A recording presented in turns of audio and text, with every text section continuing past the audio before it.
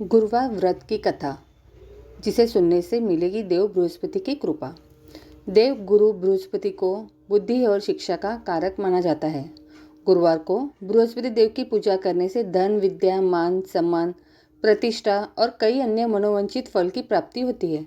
धार्मिक ग्रंथों के अनुसार गुरुवार को भगवान बृहस्पति की पूजा का विधान है। गुरुवार के दिन व्रत और कथा सुनने से घर परिवार में सुख समृद्धि बनी रहती है। आइए जानते हैं गुरुवार व्रत कथा के बारे में। देव गुरु बृहस्पति को बुद्धि और शिक्षा का कारक माना जाता है। कथा के अनुसार प्राचीन काल की बात है। किसी राज्य में एक बड़ा प्रतापी और दानी राजा राज्य करता था।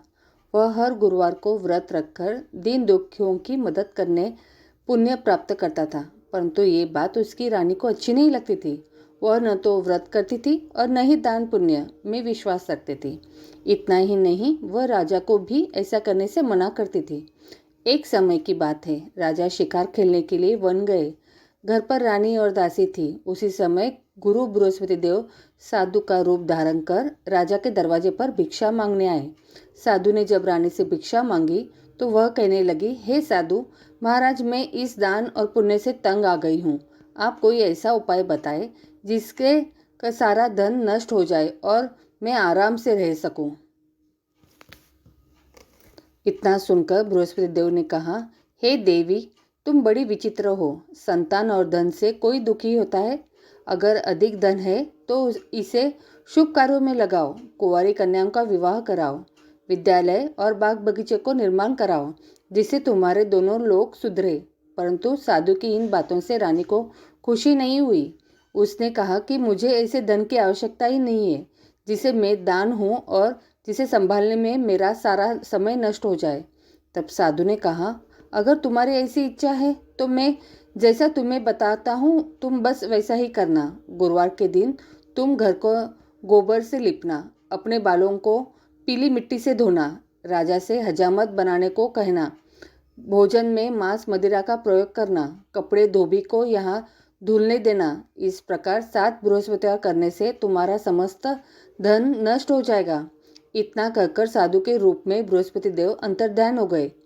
साधु के अनुसार कई बातों को पूरा करते हुए रानी को केवल 3 बृहस्पतिवार ही बीते थे कि उसकी समस्त धन संपत्ति नष्ट हो गई। भोजन के लिए राजा का परिवार तरसने लगा।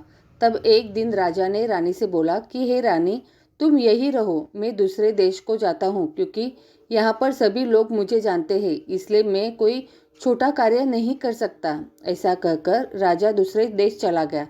वहाँ वह जंगल में लकड़ी काटकर लाता और शहर में बेचता। इस तरह वह अपना जीवन व्यतीत करने लगा।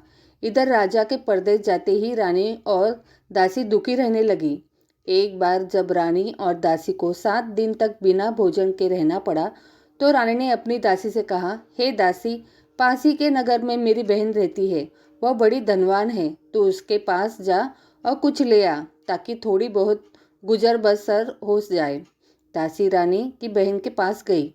उस दिन गुरुवार था और रानी की बहन उस समय बृहस्पतिवार व्रत की कथा सुन रही थी।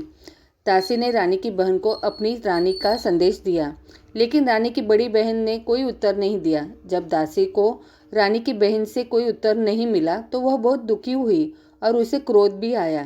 दासी ने वापस आकर रानी को सारी बात बता दी। ये सुनकर रानी ने अपने भाग्य को कोसा। उधर रानी की बहन ने सोचा कि मेरी बहन की दासी आई थी, परंतु मैं उससे नहीं बोली। इससे वह बहुत दुखी हो गई।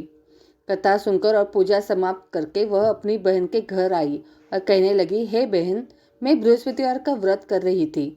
तुम्हारी दासी मेरे घर आई थी, परंतु जब तक कथा होती है तब तक न तो उठते हैं और न ही बोलते हैं, इसलिए मैं नहीं बोली। बताओ दासी क्यों आई थी? रानी बोली, बहन, तुमसे क्या छिपाओ, हमारे घर में खाने तक को अनाज नहीं है। ऐसा कहते कहते रानी की आंखें भर आई। उसने दासी समेत पिछले 7 दिनों से भूखे रहने की पूरी बात अपनी बहन को बता दी। रानी की बहन बोली, देखो बहन, भगवान बृहस्पति देव सबकी मनोकामना पूर्ण करते हैं। देखो, शायद तुम्हारे घर में अनाज रखा हो। पहले तो रानी को विश्वास नहीं हुआ, पर बहन के आग्रह करने पर उसने अपनी दासी को अंदर भेजा तो उसे सचमुच अनाज से भरा एक घड़ा मिल गया। ये देखकर दासी को बड़ी हैरानी हुई। दासी ने रानी से कहने लगी, हे रानी, जब हमको भोजन नहीं मिलता तो हम व्रत ही तो करते हैं, इसलिए क्यों न इनसे व्रत और कथा की विधि पूछ लीजिए ताकि हम भी व्रत कर सके। तब रानी ने अपनी बहन ने बृहस्पतिवार व्रत के बारे में पूछा। उसकी बहन ने बताया, बृहस्पतिवार के व्रत में चने की दाल और मुनक्का के केले की जड़ में अर्पित करें तथा दीपक जलाएं, व्रत कथा और सुने और पीला भोजन ही करें। इससे बृहस्पति देव और भगवान विष्णु प्रसन्न होते हैं। व्रत और पूजा की विधि बताकर रानी की बहन अपने घर को लौट गई। 7 दिन के बाद जब गुरुवार आया तो रानी और दासी ने व्रत रखा। वह घुड़साल में जाकर चना और गुड़ लेकर आई, फिर उससे केले की जड़ तथा विष्णु भगवान की पूजा की। अब पीला भोजन की चिंता को लेकर दोनों बहुत दुखी हुई। चूंकि उन्होंने व्रत रखा था इसलिए बृहस्पति देव उनसे प्रसन्न थे। वह एक साधारण व्यक्ति का रूप धारण कर 2 थालियों में पीला भोजन दासी को दे गए। भोजन पाकर दासी प्रसन्न हुई और फिर रानी के साथ मिलकर भोजन ग्रहण किया। उसके बाद वह सभी गुरुवार को व्रत और पूजा करने लगी। बृहस्पति देव की कृपा से उनके पास फिर से धन संपत्ति आ गई, परंतु रानी फिर से पहले की तरह आलस्य करने लगी। तब दासी बोली, देखो रानी, तुम पहले भी इस प्रकार आलस्य करती थी। तुम्हें धन रखने में कष्ट होता था, इस कारण सभी धन नष्ट हो गया, और अब जब देव बृहस्पति की कृपा से धन मिला है तो तुम्हें फिर से आलस्य होने लगा है। रानी को समझाते हुए दासी कहती है कि बड़ी मुसीबतों के बाद हमने ये धन पाया है, इसलिए हमें दान पुण्य करना चाहिए, भूखों को भोजन कराना चाहिए और धन को शुभ कार्यों में खर्च करना चाहिए।